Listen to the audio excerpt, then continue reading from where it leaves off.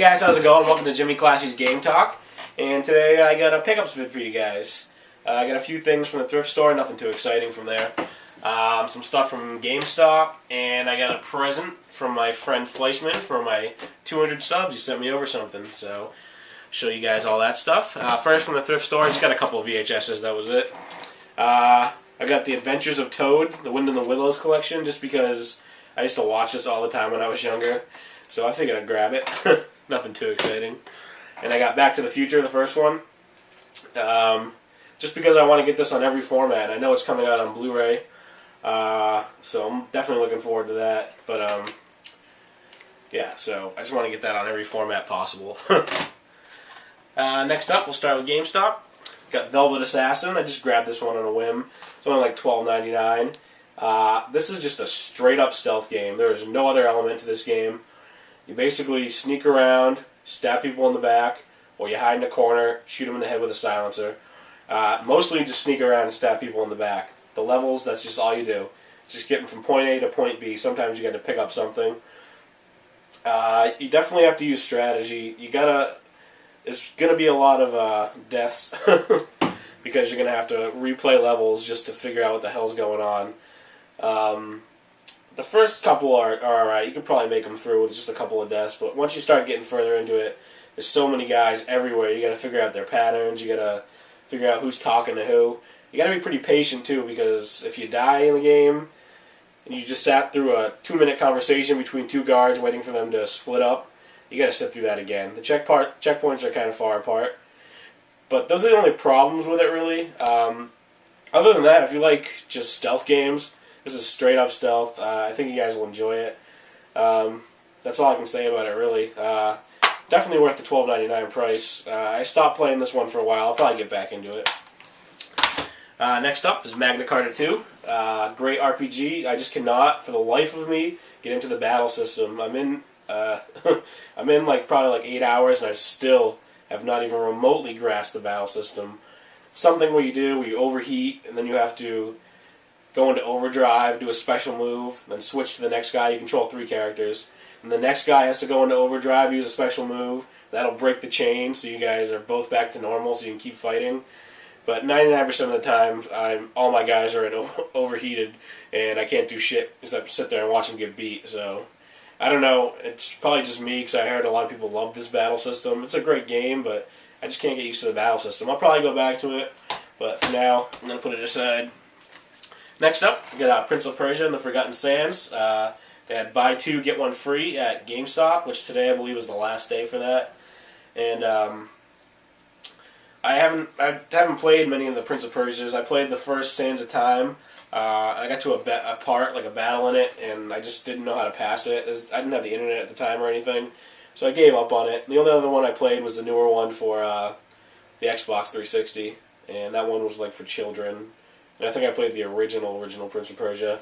But this one looks interesting. You can freeze like water and stuff to make pillars.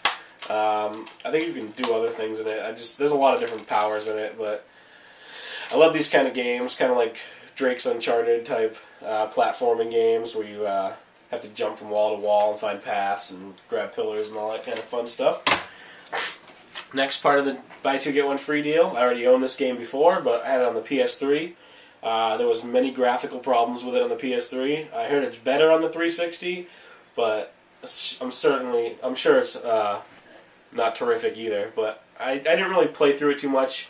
I don't really play my PS3 because it's out in the other room, and I like to play in my game room. The only reason it's out there is because we don't have a Blu-ray player at the moment. So once I get a Blu-ray player, I'll probably be playing a lot more PS3 because I can move it in here. But yeah, it's Dragon Age Origins, and I got like halfway through this game when I had it, and it was pretty damn awesome, so I really want to finish it. So bought it for the 360, hopefully things improve. One thing that pissed me off was I brought up a copy that had the book in it, and they gave me this box with no book in it, so that's GameStop for you. I friggin' hate GameStop. I wish I didn't have to go there, but I'm not paying full price for games either. Next one was Assassin's Creed 2. I already own this one too on the PS3. Got about halfway through that one also. And like I said again, I just don't play my PS3 that much, traded it in. I already beat the first one of this, so I definitely want to get through this one. I know there's another one coming out at the end of the year. So these are great games. I love these games. Next up is Wolfenstein. Fun game, pretty standard shooter. Let's get some paranormal powers in it, and you get some pretty awesome guns, like a face-melting gun, which is pretty damn sweet. Get a flamethrower, which is pretty awesome. I mean, it's definitely a fun game. If you guys are looking for a fun shooter, I'd say pick it up. I paid $28 for it. I probably wouldn't recommend it at that. I'd say wait till it drops in price a little bit, but definitely not a bad game.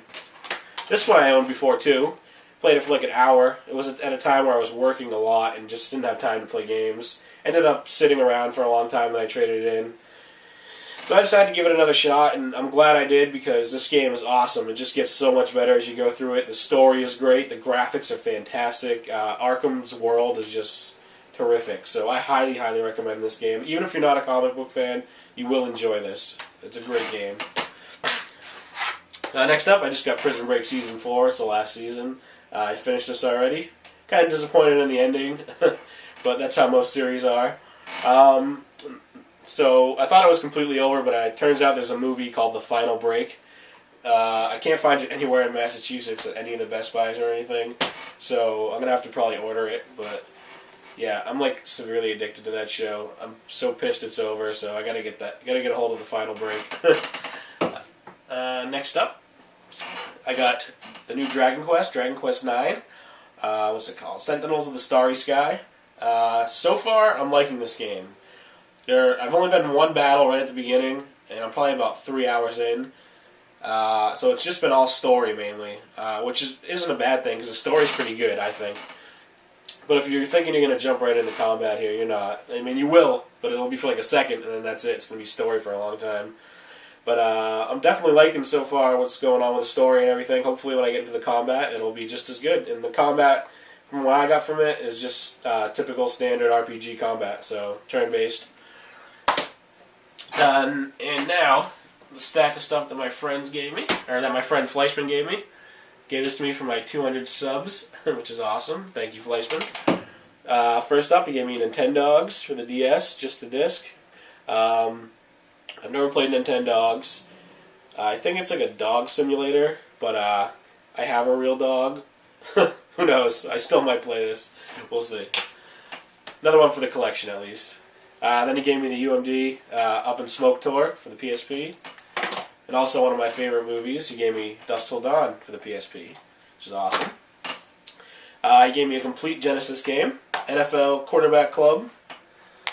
I always like to get complete games, especially for the Genesis and for Super Nintendo and Nintendo.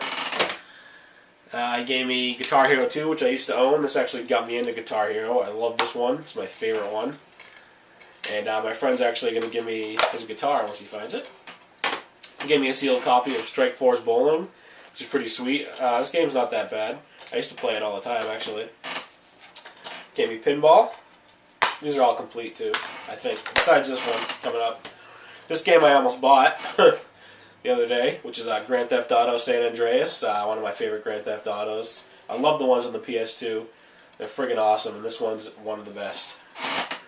Also gave me a game I had never tried, and I got a lot of hype, but I just haven't had a chance to play it yet. It's been a long time since it's been out.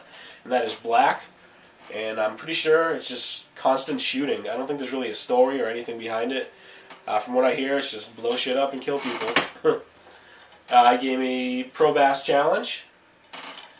And also he gave me Need for Speed Underground 2. And inside that came Sled Storm and Strike Force 2, or the same Strike Force Bowling that's sealed. So I can keep that one sealed. But yeah, so that's awesome. I don't even know if you knew those were in there. But anyways, thanks Fleischman. Very nice gift. And yeah, guys, those are my pickups so far. It's been a little while since I've done one. Just haven't really had the money. So yeah, hopefully I'll have some pickups soon. Some more pickups. I got a package coming in the mail, and my cousin's supposed to give me all his doubles for his NES games, so hopefully that happens soon. But yeah, thanks for watching, guys. Until next time, keep it classy.